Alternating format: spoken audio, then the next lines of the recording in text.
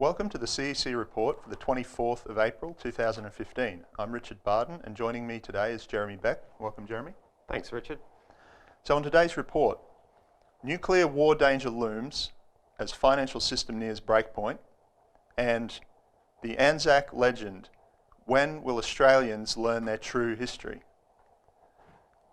So, Jeremy, when we talk about the financial system nearing its breaking point, what we're specifically referring to is the situation in Greece. Now, for those of you watching who aren't familiar with what's going on over there, the new Greek government is a, thankfully, radical departure from the previous one, and they've essentially said to the Troika, the IMF, the EU, and the European Central Bank that no, we're not going to put in austerity. We're not going to, continue austerity. We're not going to sacrifice our people to pay the debts you say we owe. So whilst they're able to and relatively happy to pay what they regard as their legitimate debt to the IMF, under no circumstances can they or will they countenance the paying of the debt to the European Central Bank, which went via the Greek government to the private banks in Greece with no benefit to the population or the government whatsoever. Now, this is freaking out the financial establishment in a pretty big way, because there's, as we've said many times, there's trillions, actually nearly $2 quadrillion in the world now of financial derivative instruments. The derivatives have just got completely out of control. Just in Australia alone, we have $27 trillion of derivatives in our banking system. Now, if you look at the Reserve Bank of Australia website, you can get that figure. We're not making it up. And it's grown by about $4 trillion just in the last year, from December quarter to the December quarter of last year. $4 trillion. This just can't keep going on. It's a bubble ready to burst. And so the way that the central banks have, the life support they've drip fed into the system since the global financial crisis of 2008 has been to print money, 8 trillion altogether from the 4 biggest central banks in the world, and that's gone into padding the reserve accounts of the private banks. Then they, what they call, leverage that into these financial derivatives, and it's the money coming from the austerity packages that they've inflicted on many countries, including now Ukraine, through the Western puppet government over there, as we covered before, that keeps the gears greased on this whole global derivative bubble. Now, regulators and governments' excuse for allowing this to continue is that, their net positions are relatively small, right? The derivatives on either side cancel each other out, which is a complete lie. As we saw in 2008, if everyone's trying to close out all of their positions at the same time in the same direction, there's not a hope in hell that this is going to work. Everyone's trying to cash in and it all collapses all at once. Yeah. So you can't put the derivatives off the books. It just won't work. So what the new government of Greece is doing is looking at ways to break out of this debt spiral in the Eurozone by ignoring, going around the anti-Russia line that the EU and NATO have adopted, and look for ways to integrate Greece and Europe through Greece into the global development process that the BRICS nations have launched. China particularly has been active in this with pumping effectively trillions of dollars of equivalent into new financial institutions to fund development projects around the world, real developments, new technologies. If you look at the Export-Import Bank of China, there's an enormous amount of money going into major developments all throughout the whole world, in Africa and Southeast Asia. The Export-Import Bank of China, they've pumped in numerous dollars into major dams, hydroelectric schemes, and this is growing the economies around the world. Yeah, and the real economy, not the money bubble, right? The real economy, whereas in the West, we're going for austerity and it's cut. And China and all the BRICS countries, they're going for growth. So this, as we've said many times on this show, this new system is really an existential threat, not in the military sense, not in the geopolitical classic sense of, we're more powerful than you, we're going to squash you, but actually to supersede this entire debt-based imperial financial system that's been running the world for several centuries now.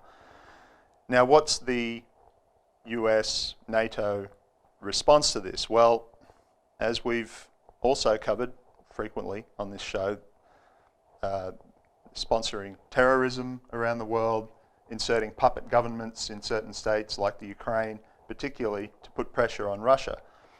And this is really escalating the danger of a thermonuclear exchange, even by accident, like filling a room up with acetylene gas and waiting for something to strike a spark.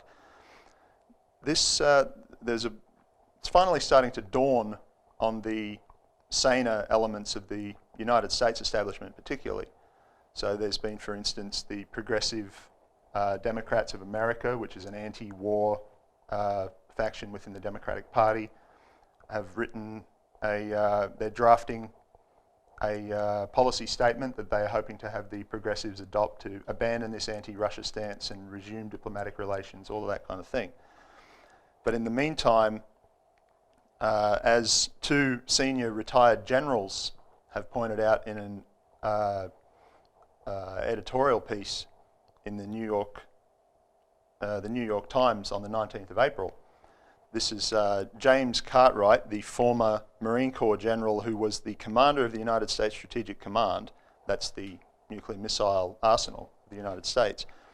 And his one-time, not quite counterpart, but General Vladimir Dvorkin, who's the retired Major General who headed the Research Institute of Russia's Strategic Rocket Forces, so the ones who develop and deploy the nuclear arsenal of the Russian, previously the Soviet Union, now the Russian Federation. Now what they said was that we find ourselves in an increasingly risky strategic environment. The Ukraine crisis has threatened the stability of relations between Russia and the West, including the nuclear dimension. And they go on to say, for either side, the decision to launch on warning in an attempt to fire one's nuclear missiles before they are destroyed would be made on the basis of information from early warning satellites and ground radar.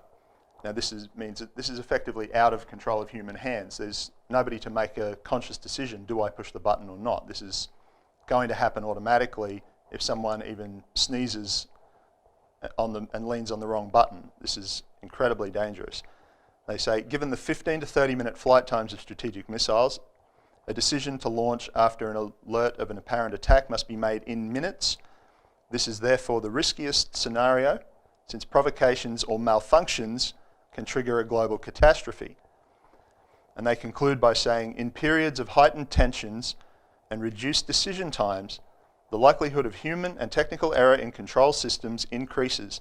Launch on warning is a relic of Cold War strategy whose risk today far exceeds its value. Our leaders urgently need to talk and, we hope, agree to scrap this obsolete protocol before a devastating error occurs, end quote. So, if our leaders are to, as these generals advise, urgently talk, develop strategies to avoid, to make this danger obsolete, Jeremy, give our viewers a sense of what it is that they should be talking about, what the United States should be talking to Russia about. Well, first of all, they have to start talking. At the moment, they're in a situation where it's so tense that at any moment we could have some radar signals coming that, oh, we've got a missile, coming into our territory, and then there'll be an automatic counter-strike. And when it might even be a flock of pelicans, like what happened once exactly. back in the 1980s. And that could lead to absolute annihilation for the whole world. Now, if they were sane, and particularly on the US side, because Barack Obama really has to be gone. I mean, he won't do it. It just won't happen with Obama. But if a new US leadership was sane, they'd be talking about the development ideas that will unite the whole world. And that can be done. If you look at what the BRICS are doing, the US could be part of that process. But it won't work unless we deal with the economic situation, because without a new whole global financial architecture, this same problem will keep coming up and up and up. And people will need a mission for the next generation, the next 50 years, the next 100 years, to actually develop this planet, so we won't have any poverty on the planet. And of course, that negates a lot of what's driving people towards, joining these terrorist groups. Religious fundamentalism generally. This always takes root in places where people are either a combination of being uneducated, of being downtrodden, angry and rightfully so, but they just become enraged and lash out, versus having the ability to actually think about and then conduct the kind of economic activities that'll elevate them out of that situation. Well, they just need a mission for the future and divert their energies into something fruitful rather than anger, which is only going to have a spiral of counterattack and revenge attacks, and where is that going to lead anyone? Exactly. Now, thankfully, there have been, as we were saying earlier, there have been overtures made from China and even particularly from Russia, and they've been, the intellectual elite of Russia have been advocating this kind of global cooperative orientation for a very long time. And part of that, which will lead into the next segment, is what led the British Empire to engineer the First World War as a way to prevent that kind of cooperation, particularly on the major continental mass of the world, Europe and Asia, that would have made their global maritime power, the British maritime power, obsolete. And I'd like to read a quote here from a leading Russian intellectual named Count Sergei Witte, who was a foreign minister of Russia in the 1890s. And he wrote an appeal to Kaiser Wilhelm, who unfortunately didn't take him up, in 1897 to create a continental league comprising France, Germany and Russia as a prerequisite for an international intercontinental development policy. What Witte said was, quote, "In order to attain this is the Continental League, in order to attain this, we must first make all haste towards the establishment of solid, united relations between Russia, Germany and France. Once these countries stand together in firm and steady union, undoubtedly all the other countries on the continent of Europe will join this central union and thus form a union of the whole continent which will free Europe from the burden which she imposes on herself on account of reciprocal rivalry," end quote. That's about as accurate as a summary of imperial geopolitics, or an antidote to imperial geopolitics as I've ever heard. And this is nearly 120 years ago. So we'll leave it there for now. But before we go to the break, remember, a lot of these subjects are covered in much more detail in our Australian Alert Service newsletter. If you haven't done so already, call in and get yourself a free copy of this. We'll take a break now. When we come back, we will discuss the truth behind the so-called Anzac Legend.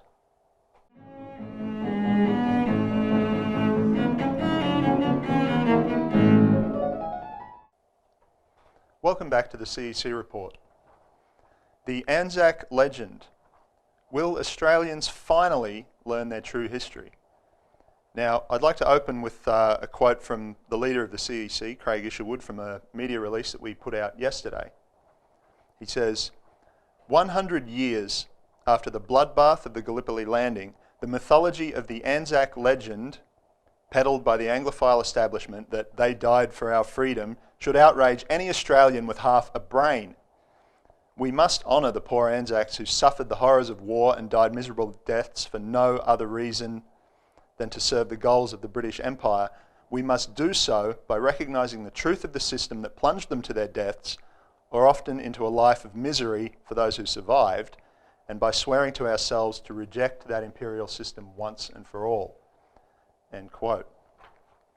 Now, unless you've been living in a cave for the past 2 months or so while they've been building this thing up, you'd know that there's an enormous amount of, what you'd call jingoism, a sort of a chauvinistic nationalism built up around this so-called Anzac Legend, where, instead of honouring our fallen, we're glorifying the war that they were sent to die in, and it's sickening, frankly. Anzac Day, I'm just old enough to remember. You're a little older than me, Jeremy. You'd remember very well. Back when the old diggers were still alive, Anzac Day was a national day of mourning. It wasn't a party. It wasn't a celebration. I remember it in primary school. There was no big fanfare that we're seeing now. There were Anzacs still alive back then. And it was a tragedy. It's not some celebration. This war was completely pointless. There was no reason to go there other than that we're going in there on behalf of the British Empire.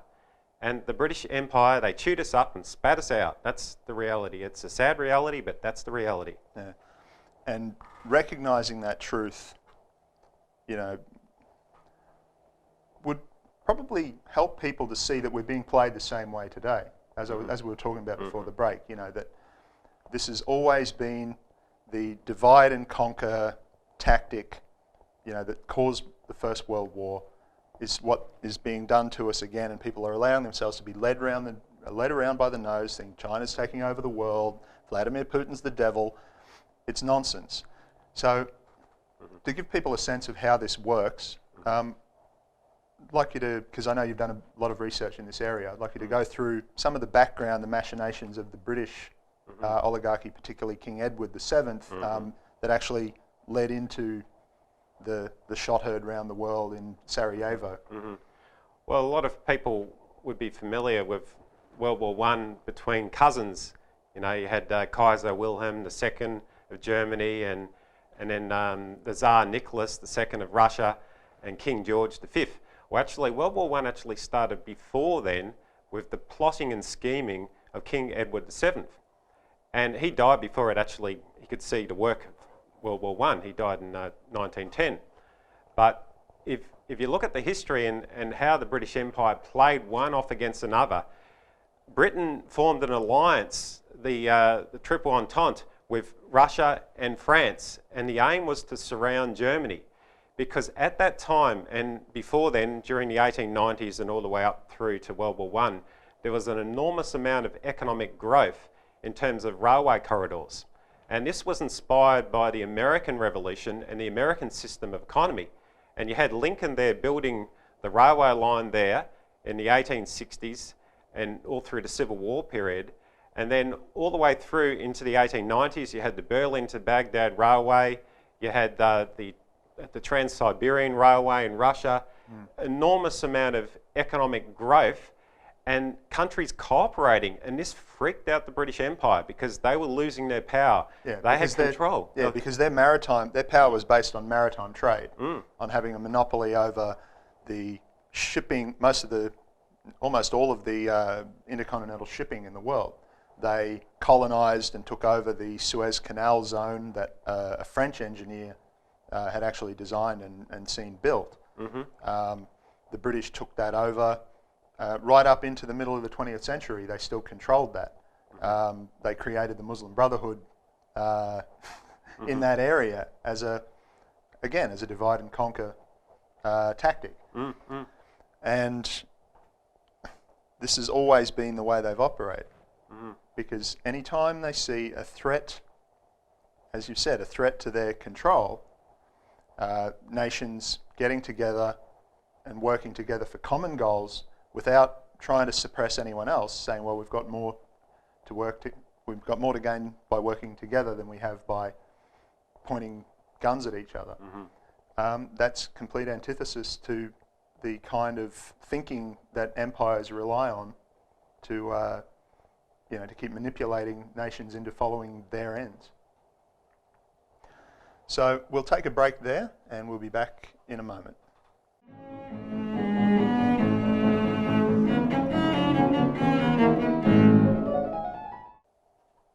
Welcome back to the CEC Report, where we're asking, will Australians finally learn their true history?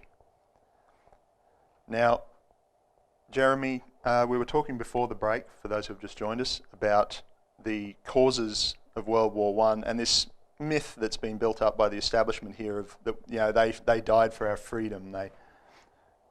What were we actually fighting for? Tell our viewers what we were actually fighting for in the First World War. Certainly not our freedom, unfortunately. If you look at what did the British Empire stand for, 1 year before King Edward VII died in 1909, he knighted Francis Galton. Now, Francis Galton, he was the founder of the so-called science of eugenics. And that, we all know what happened there with Adolf Hitler. Not a nice story. Eugenics is so-called race science, and it treats people like human cattle. And the British did. You know, the way they treated the Africans, here in Australia, our own Aborigines didn't even get voting rights until the 1960s. They were treated as subhuman. So this is effective, it's a manufactured science to justify their treatment of their serfs, slaves effectively. So presumably that was one of the freedoms that we were fighting for, their freedom to do that. What other great freedoms were we sacrificing our men for? Well, the British Empire were the biggest drug pushers in the entire world. They launched the Opium Wars against China through the British East India Company. Yeah, in defence of their right to the free trade of opium, despite it being illegal in China at the time. China tried to stop it, but no, we have to have free trade. We need to force our opium on China. It destroyed China, and the drug use in China continued to grow all throughout the 19th century into the 20th century. Heroin is a disaster for China.